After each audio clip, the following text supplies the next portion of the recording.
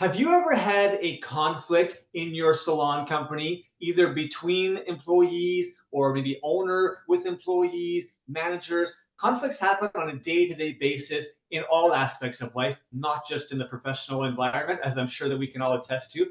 In today's episode, we're going to be exploring conflict resolution and steps that you can take to be better at dealing with these situations and have both parties feeling a lot better about the situation and being able to move forward. Stick around as we delve into this great topic today.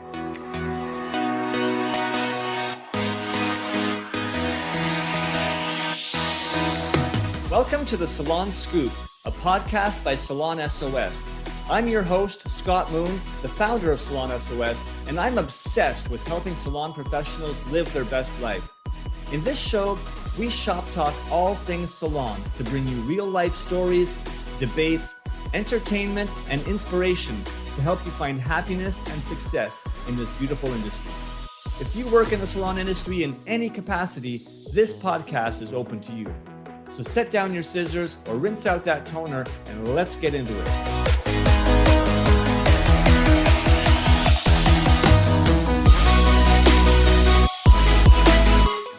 Good day, Podcast Nation. Today is a great day to be alive. Never forget that. Let's be grateful for what we have and all the positivity in our world. Even though today's episode, we're going to be talking about some tough stuff. Some things that are often looked at as negative. This is conflicts, right? Conflicts that come up specifically in the workspace. And with me to talk about this today is the one and only Sarah Perrin. Sarah, have you and I ever had some conflicts? Think so, really. I feel like if we've ever had something that we butted heads on, and as we were kind of discussing earlier, I think we have different conflict resolution kind of styles and stuff like that, and I think they complement each other pretty nicely. So no, nothing that I can think of off the top where we haven't like fought in the parking lot or anything like that. So beat down, you and me, 4 o'clock. Meet me outside.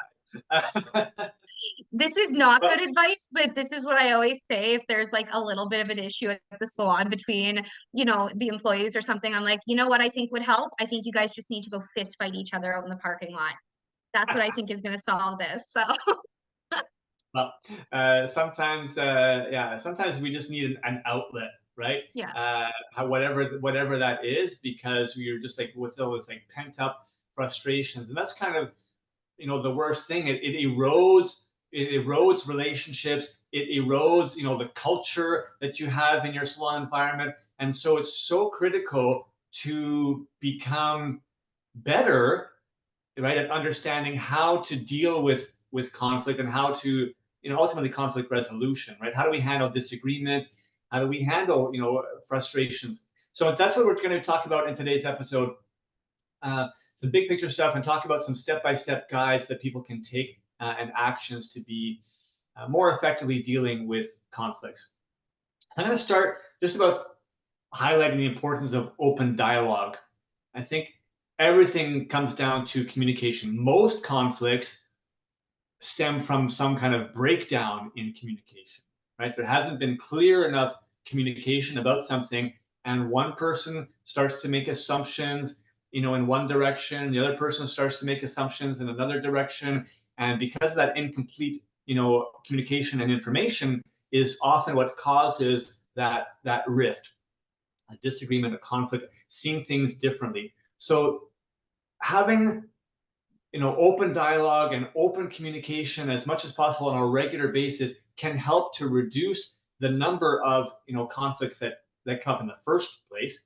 But obviously, when you do have a conflict that needs to be dealt with, it has to start with openness, right?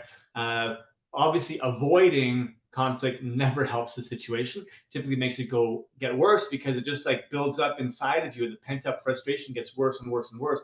So when it does come out, it's this explosion, and that's never helpful. So confronting the issues, head on in a constructive manner is certainly important, right? We don't want to be highly emotional and in attack mode when we're doing things. But yeah, again, rather than brushing things under the rug, It's also important to just acknowledge them, encourage that honest conversation, and make sure that at the closing, you're also having an open dialogue to make sure that people are on the same page and have understood, the same thing out of the discussion. Because oftentimes when we're in an emotional state, we might be picking up the different cues, and we might actually think that we're leaving the conversation and that everything is okay, but yet we've taken a different conclusion, from that conversation, and that can just cause future conflicts. So that's the starting point. Open dialogue, open communication is a core fundamental. Sarah, what else would you suggest is really important from a macro perspective here? For sure. So I'm going to give you the 3 T's of confrontation, conflict, and the things that you need to consider so that you can make sure that you're actually having a productive conversation and it doesn't end up turning into this big unnecessary blowout. So those are timing, tone, and turf. So timing is crucial. You do not want to address an issue when emotions are high. I learned this at SSBC. When emotions are high, intelligence is low. And there is nothing that has spoke more to me than that. So again, if your emotions are high, you don't send that text message. You don't confront that person face to face. You give yourself the time to kind of calm down and sit down with it and everything like that so that you can go into it with a clear head. Because unless you're wanting a blowout fight, emotional conversations and confrontations are just never going to they're just never going to achieve what you need to achieve. And we're all about conflict resolution today. So that's the biggest thing is timing. Your tone going into a conflict, especially if you do want it to be resolved and you're not just looking for a fight, needs to be calm and reassuring. Aggressive tones can escalate tensions, and we all know that. There's nothing more frustrating than when you're trying to relay something to somebody, especially a coworker, and they're passive aggressive or they get super defensive and whatever it is. And I understand we're all humans and these emotions come up. But this podcast and the blog is kind of about just kind of teaching you a few ways to be able to handle that instead of letting those take over. So that's your timing, your tone, and then your turf is another really big thing. So that's where this conversation is had. So you need to pick a neutral space for the discussion, private, comfortable area in your salon, perhaps, where you can make the conversation less intimidating. So this kind of goes back to even your open dialogue. We've talked to all of our team members about this length. If there is ever an issue, even if it seems minuscule, we are a safe space where you can talk about this. If you have beef with me, you can talk to my business partner. If you have beef with her, you can talk to me. If you have issues with your team members, maybe the best place to bring it up isn't at a group meeting, right? So it's definitely like having that open dialogue and telling people exactly like when you have an issue, this is who you go to, this is how you do it, kind of setting up a procedure for conflict resolution and having that open dialogue is super, super important. So again, something that we'll say is if you're having an issue with somebody, you can schedule a one-on-one meeting with myself or my business partner. And then we can come up with the solution together. It doesn't have to be this guesswork of like, where do I even start with this? So those two things tie in so well together. And the solution might be a meeting in the parking lot at 4 o'clock after hours, right? That's always my solution. I think we need to brawl, we need to spar, like let's just get it out, right? All right. So Well, we'll try to avoid that. Let's see what else we can work on. so before we kind of dive into like the different things that you need to be aware of if you are the person bringing up the issue or if you're the one receiving it, I would like to just run you through this kind of 7 step like 7 question thing that I always kind of refer to when I'm having a conversation with an employee or a partner or I use this in my personal life and my business relationships, right? So but before we even start that, like I feel like the biggest thing that we all need to remember too is remembering to employ empathy and active listening. So when somebody comes to you and has an issue, you sit there and you listen. You don't interrupt. You don't come in with your defensive remarks and stuff like that, you swallow your pride for a couple of minutes and you sit back and listen. And then employing empathy is another thing. And I know that not everybody is the most empathetic and some people are too empathetic.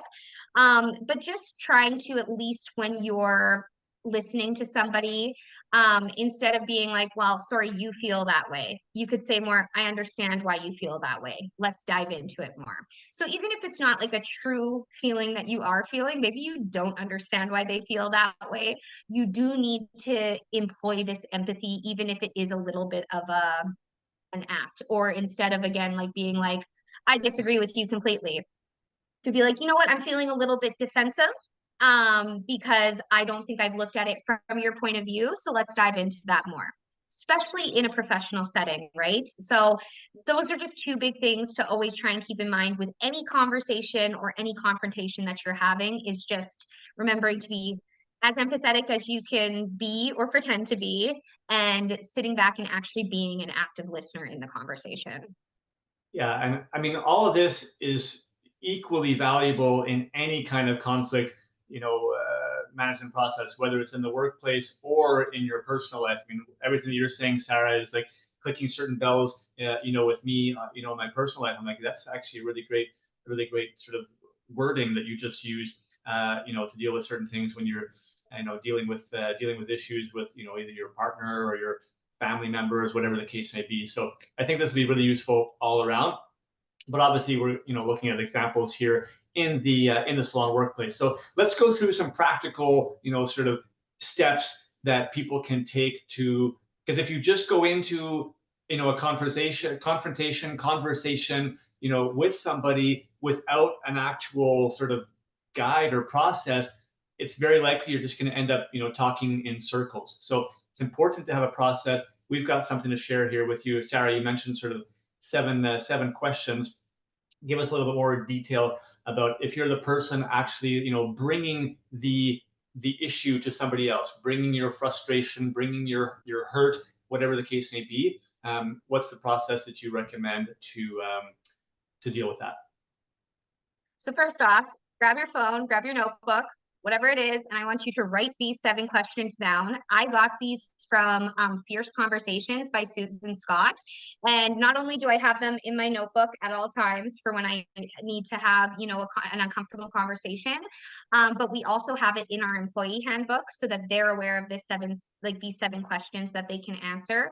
And before you've even heard from the other person, you technically have the issue resolved in your head, or at least what you think needs to be done for it. So I'm going to read the questions off, and then I'm going to give you a really good example of how we use this with a conflict with one of our employees, just so you can kind of see the difference of, again, having a structured process and not, and what the outcome was, right? So the first thing, so Scott, I have an issue with you. You're being whatever. Yeah, I've got beef. We've got to talk. So Oh, I'm going to really? come up. So I'm going to start this conversation off, and I don't have to read it, verbatim kind of thing. But the first thing that you want to bring up is the issue is. What is the issue? Lay it out flat. The second is, it is significant because. The third is, my ideal outcome is. Then you want to include relevant background information. Then you want to say what you have done up until this point before having this conversation. Then you want You, to tell, sorry, I just want to get clarification there. yeah, Like, you're the person who's bringing the issue to the table. So you want to talk about what you, as what the I have person. done, Yeah. Okay. What what what I have what done have up I until already this done point. before I've brought this to you? Here's what I've already done. Yeah, absolutely. And then Just you want to want clarify to that. tell, yeah, absolutely. So then the next thing you want to include is options you are considering. And lastly, what I need help with this conversation. So to kind of give you a real life example of how we have used this in the salon, I'm going to bring you back to a couple of years ago. We had an employee who, our water system in downtown Saskatoon is a little bit sketchy. So sometimes the water heater does not um, act very quickly when the water is cold, right? So we had heard from multiple other employees that this specific person had been complaining every single day about this. This is ridiculous. Why hasn't this been fixed? Yada, yada, yada, yada, yada, yada, kind of thing. It was like a daily conversation. We had multiple people, but she never actually came up to us. And if she did, it was just the water's not working again. That was pretty much what it was, right? So we had a meeting with her and we said, so obviously you have an issue with the water heater, and it's causing major headaches for you because you're talking about it every single day and pulling all these people into it. So I was like, I just want to kind of run a little bit of a practice past you. We're just going to see how this works because this has been something that you've been incessantly complaining about for the last 3 months and nothing's been done about it. So let's just try this out. So I said to her, what's the issue? And she said, well, the water heater is super slow and lagging, and there's cold water most of the time. I said, okay, why is it significant? She said, well, it affects my client's experience because if they're coming in and paying $400 for a color service and the water is freezing cold, it's affecting their experience. Okay, that totally tracks. That's fair.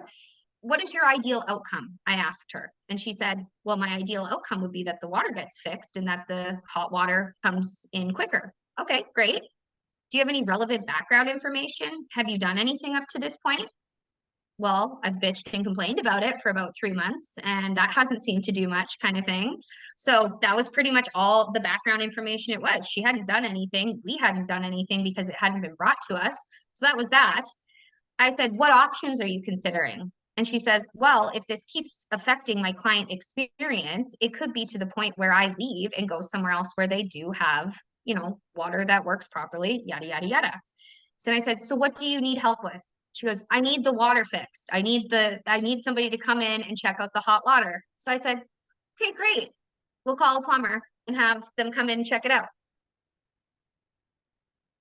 The water was fixed the next day. You know what I mean? Like, I'm like, so it was this whole thing. She never brought it to us. It was, and I'm sure everybody listening who's a salon owner or professional, like they've had that exact thing where it's like something is bothering the shit out of you, but you don't actually directly go to the person who can fix it. And you're not coming up with any solutions and you're not doing anything like that. So literally, I just asked her those 7 questions and we had a resolution before we even got into any type of heated argument about it, right? So that is my process. I've also used this in my personal life. Obviously, you need to be a little bit more careful about how you word things because it can seem very clinical and like I'm grilling them like it's an interview or whatever it is. But it just like it lays out everything, like what the problem is, why it's an issue, what you've done up until this point, and what can the solution be. And Sarah, so I want to ask you this question. Would you recommend, in like in an ideal world, like if we're, giving advice out here, that people, because in that scenario that you just mentioned, you were asking the questions to the person who had the issue, but would you suggest that people take those questions and they bring that with them when they are presenting an issue to someone else? Or is it, 1000%. the receiver should be asking these questions of someone? Because I could I see how if somebody, let's say, a colleague of mine, brought an issue to me and they're like upset and frustrated about something, and I all of a sudden start, asking them these questions, it may not come across very well because they're Yeah. not feeling like I'm actually listening. Instead, I'm like, interviewing them. Absolutely. And I think it can be used either way. Like you said, in a perfect world, if somebody had an issue, they would have all of these things kind of answered, in their own head so that that's how they could, like explain what the problem is. But again, this kind of comes back to employing empathy. So in that situation, I pretty much said, like, look, I understand that this is frustrating you. I can hear that it's frustrating you. And I want to come down to like a solution. I don't want to just have a roundabout conversation. Like, let's figure out how we can fix this. Do you mind if I ask you a couple of questions so that we can really get to the bottom of it and figure out how to resolve it? So I think again, it's just about like again listening and employing that empathy and everything like that. Because again, if you came up to me and said, so and so is being an asshole, this and this and this, and I say, so what's the issue? And why is it significant? It might come across as condescending, right? But if Yeah. you say, I say, you know what, Scott, this sounds like a real issue that's like plaguing you. And I think that, well, and actually, even before we get to that point, I would love to say something. And I heard this from, again, I think it was a therapist or something like that. Sometimes people just like to complain for the sake of complaining and they don't want a solution. So, this is something I've done with employees, I've done it with partners, everything like that. If they are complaining and complaining and complaining about the same thing over and over, I will get to the point where I'm going to say, because I'm a problem solver, I'm a fixer, I'm a business owner, right? Like if somebody has an issue, let's figure out how to fix it. People don't always want the solutions. So I'll start before we even go to this and say, do you want me to just listen? Because I have no problem doing that if you want me to just listen, or should we like come to a solution for this so that this isn't plaguing you anymore? And then they'll tell you, I just think I need somebody to listen to as I vent. Great, have at her. I'll just sit back and listen. But if you want a solution to this issue, we're going to come about it in this structured, formulated way. Yeah. And it's great to have a structure to deal with these things, especially in the workplace where, oftentimes the conflicts are, more things that can be fixed or need to be addressed. Maybe the conflict is that the owner is, upset at an employee for a certain type of behavior, and it's been kind of recurring and needs to have a conversation with that employee about this. It might be something that's a little bit more easy to quote unquote fix. Sometimes, the person may, like you just mentioned, they may not want, they're not looking for a problem to be fixed. So you need to sort of try to be like listening and understand that. I like how you express that. So I'm going to share a little bit some steps that you can be taking as the person who's maybe receiving the feedback. So if my boss, was frustrated with some of my behaviors, and felt that I was, being a negative influence, on the team, or I was showing up constantly late, or I was, not abiding by the dress code, whatever the case may be, and the boss is bringing to me, a frustration that's maybe a little bit more personal. It's not just, hey, you're late, be there. I think the very first thing, coming back to what you talked about earlier, Sarah, is I have to start by active listening, right? And so the first step I would say here is sort of like embrace the exploration, right?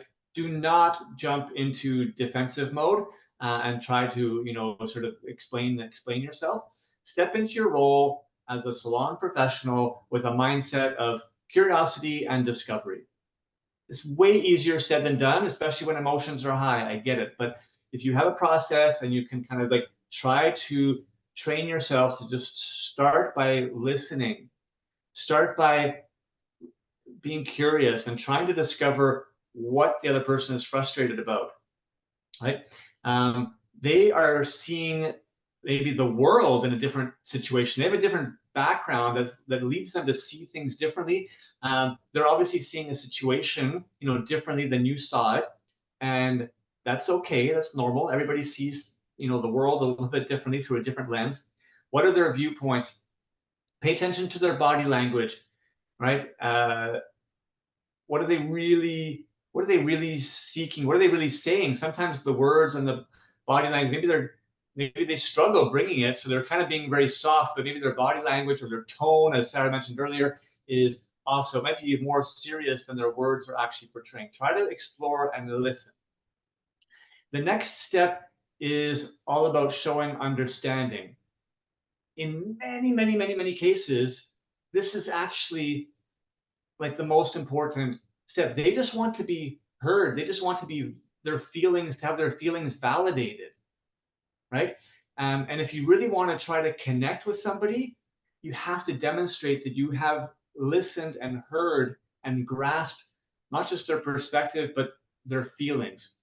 You don't have to be, saying like if it's right or wrong. It doesn't really matter. They're feeling a certain way and they're feeling frustrated or they're feeling hurt. And that's the most important thing, that you can at least understand and respect that they're feeling hurt, right? Reflect back on why you believe, they're in that situation. And this kind of helps to create a bit of a connection, right? If they feel that you can, at the very least, show that understanding, and that you kind of care about their feelings and where they're at. Start there. If you are feeling defensive and you want to kind of like jump in, it's a very natural, behavior in many cases. It's okay to admit that, right? You might say something like, I feel defensive because your tone feels a bit intense. I want to have a constructive discussion about this or conversation about this to sort of diffuse, but don't just jump into, being defensive and saying why their feelings are, you're invalidating what they're saying because that's not the way that it happened.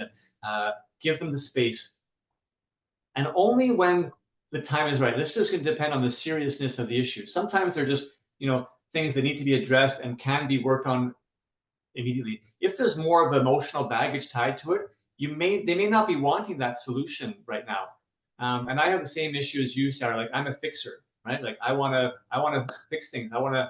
That's what I do in life, and that's where my brain immediately jumps to. But I've had so many instances where people, they're not looking for the problem to be fixed. They're looking for their feelings to be validated first and foremost. And then once we can get through that and bring the emotions back down, and sometimes that might, be later in the day. Sometimes that might be the next day. Who knows?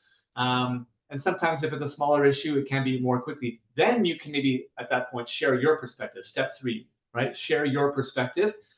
Share how you see things, right? Because we all see things differently. So they've had the opportunity to share with you how they perceive things.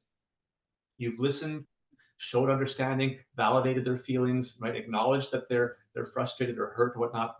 Now you can share your perspective, share your side of how you see things, not in an attacking way, not in a defensive way, right? Just, I understand why you might think that I'm, not contributing, but I feel, this is how I feel. This is how I see things. Like when I point out, potential issues, it's never taken into consideration, or I get, snickers or chuckles from, other teammates, and this makes me feel a certain way, right? So you can express that. Step 4 is about finding those collaborative solutions. Now it's like, how do we work together? And I always say it's really important to identify that, in, I would say, 95 to 99% of the cases, you do want a common outcome. And if you can get yourself on the same page to identify that you do want the common outcome, now it's like, okay, how can we come together and work together to find a collaborative solution that is going to make everybody feel comfortable here, right? And that might mean a little bit of give and take, a little bit of compromise. But if you both have the opportunity to sort of have the discussion here and understand each other's perspectives, recognize that we both want the same big picture thing at the end of the day, it should be a lot easier to now have a non-emotional discussion about exploring, ideas. They might be continue to ask questions, and it's like actually like collaborating to find a solution that's going to work for both of you, right? For everybody. So I feel like those are really the positive steps that you can take to be on the receiving end of that. Sarah, any final thoughts here? I think you covered pretty well everything. There was one other little thing I would love to add because you were talking about just people's different perspectives and how they see the world. And there was something that was incredible in that Fierce Conversations book that I was telling you that I personally think every single business owner should read. But it's kind of this beach ball theory. And let's say the business owner is on the red stripe of the beach ball, the employer is on the employee is on the blue stripe, and management is on the green stripe. As a business owner, all the issues that I'm looking around at are red, right? We're talking about business things and bills and whatever. For the employee standpoint, on their blue stripe, they're looking around and it's again the water heater that's not working or a client issue, things that are not even on my radar as the salon owner. So I think that that's something that's really important to remember, is that every single person in your company has a different perspective on what is important to them and what is not, because something that's hugely important to employee might not seem important to me as a business owner, but it's super important to remember that if there's an issue in any area of your business, there's an issue in every area of your business.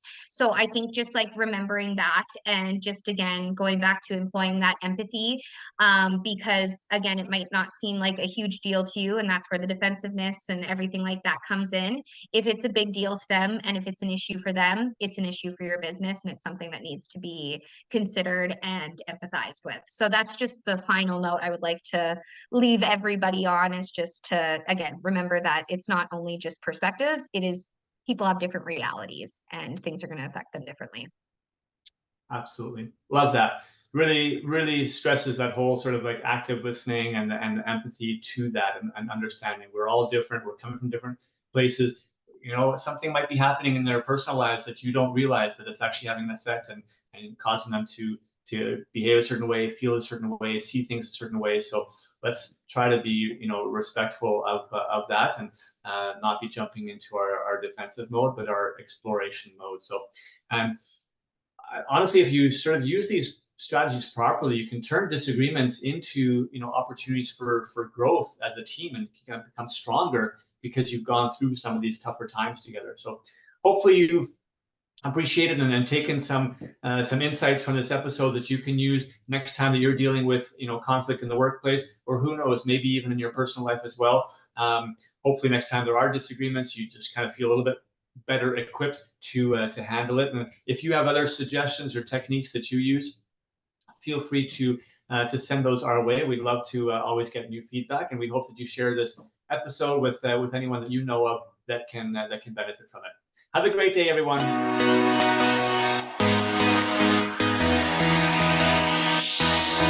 Thank you so much for listening to the Salon Scoop podcast. This show is produced by Salon S.O.S, a digital marketing agency by industry professionals for industry professionals.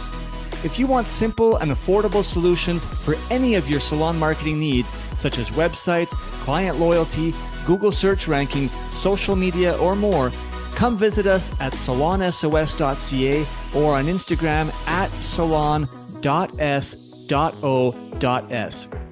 If you want to hear more episodes like this and help us continue to bring the industry great content, it would mean so much to us if you would support us in one of the following ways. Either share this episode with one other industry professional, and rate the show on Spotify, or write us a quick review on Apple Music. We want to hear your feedback. If you have follow-up questions or ideas for future episodes, please reach out. DM us on Instagram at salonus.s.o.s, or hit us up on our website again at salonsos.ca. Again, thanks so much for listening. Now go get your hustle on, keep smiling, and we'll catch you on our next episode.